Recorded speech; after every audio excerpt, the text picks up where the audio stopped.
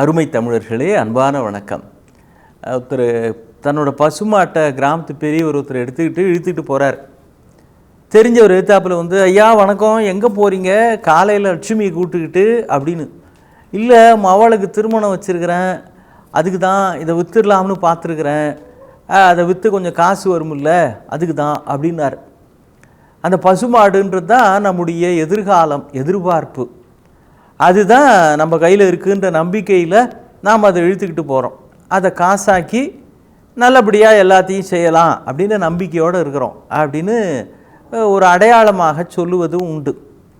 நம்மை எதிர்காலம்தான் இழுத்து கொண்டு செல்லுகிறது. ஆனால் எதிர்காலம் நம்மை எடுத்து கொண்டு செல்லுகிற பொழுது அது எதிர்காலமாக இருப்பது இல்லை. இந்த காலை நேரம்தான் ஒரு காலத்தில் நம் எதிர்காலம் என்று இருந்தது.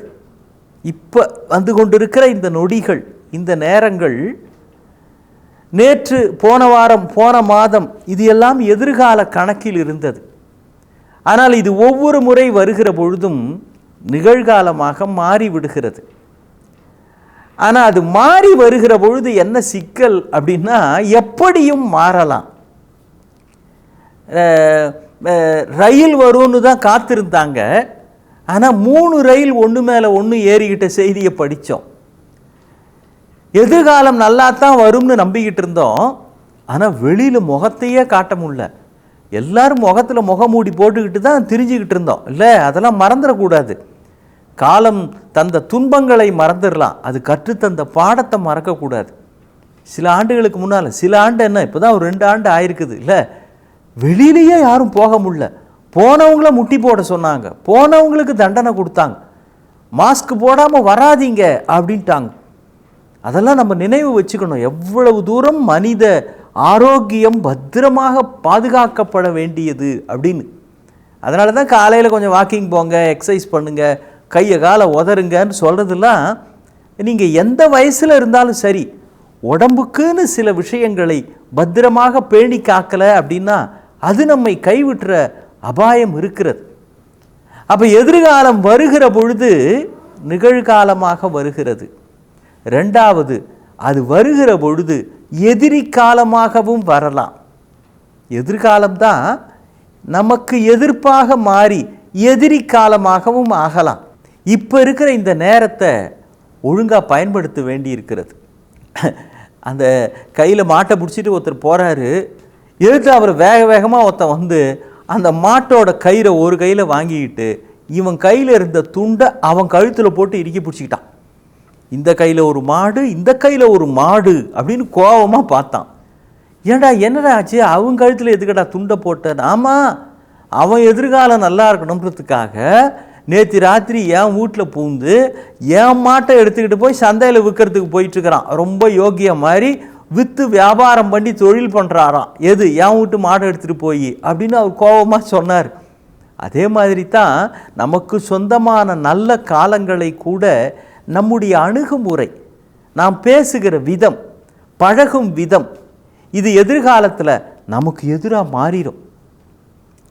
பேரறிஞர், சிந்தனையாளர், கவிஞர், எழுத்தாளர் ஈஸ்வரச்சந்திர வித்யாசாகர் அப்படின்னு ஒருத்தர், அவரும் ஒரு IAS அதிகாரியும் ரயிலில் போய் இறங்குறாங்க. இந்த IAS அதிகாரிக்கு அன்று மாலை ஒரு கூட்டம் இருக்குது. அந்த கூட்டத்தில் அவர் பேசணும். அதுக்கு ஒரு சிறப்பு விருந்தினரும் இருக்கிறாங்க. இந்த ரயிலில் இறங்கின உடனே இந்த IAS அதிகாரி அவருக்கு 2-3 பொட்டி படுக்கையெல்லாம் வச்சிருக்கிறார்.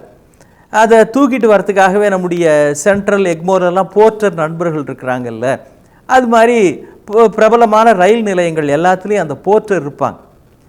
கூலி கூலி அப்படின்னு அவர் தேடி பார்க்குறார், யாரையும் காணோம். இந்த கூட வந்தாரே அவர், என்னங்க எதுக்கு தேடுறீங்க?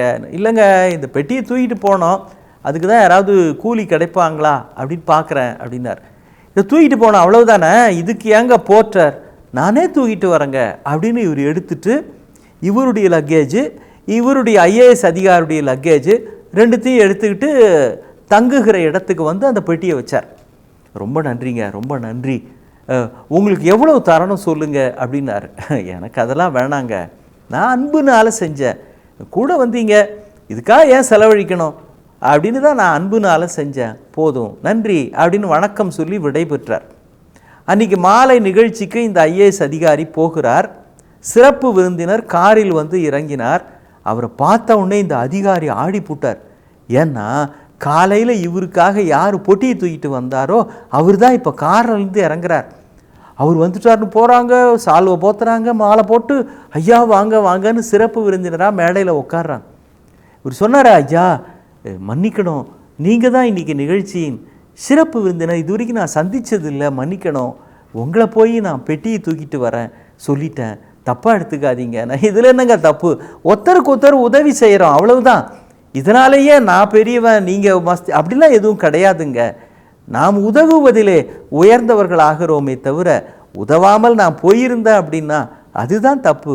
அதனால் இதில் நீங்கள் வருத்தப்படுறதுக்கு ஒன்றுமே இல்லை என்று சொன்னாரே, அங்கேதான் அவர் ஒரு மிகச்சிறந்த சிந்தனையாளராக, எழுத்தாளராக பெற்ற பெருமையை எல்லாவற்றையும் விட உயர்ந்து விடுகிறார்.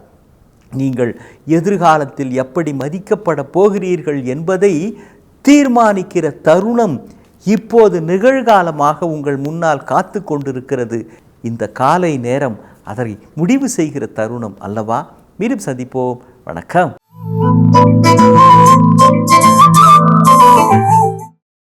இன்னும் பல வீடியோக்களை காண சன் லைஃப் சேனலை சப்ஸ்கிரைப் பண்ணுங்க.